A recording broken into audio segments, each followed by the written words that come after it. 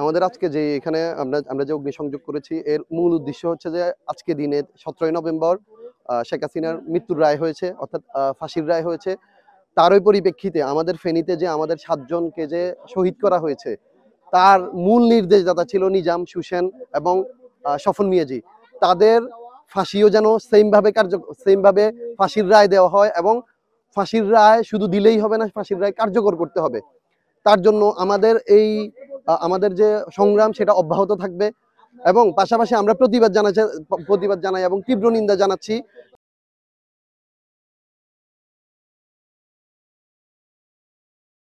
যে আমাদের জুলাই সনদে, আমাদের যে জুলাই চত্বর সেখানে হচ্ছে যে তারা লীগ হচ্ছে যে অগ্নিসংযোগ করেছে। তাদের যে মূল উদ্দেশ্য যে জুলাইকে মুছে দেয়া, আওয়ামী লীগের মূল উদ্দেশ্য জুলাইকে মুছে দেয়া, যার মাধ্যমে তারা তাদের গুমকে তারা হচ্ছে যে ঢাকা দিতে চায়। আমরা দৃঢ়চিত্তে বলতে চাই, এই দেশের ছাত্র জনতা যতদিন থাকবে তাদের শেখ হাসিনার গুম খুন এবং আওয়ামী লীগের গুম খুন নিয়ে তাদের বিচার কার্যকর এই দেশেই হবে এবং শুধুমাত্র বিচার কার্যকর হলেই হবে না, বিচার কার্যকর হবে লাইভ টেলিকাস্টের মাধ্যমে।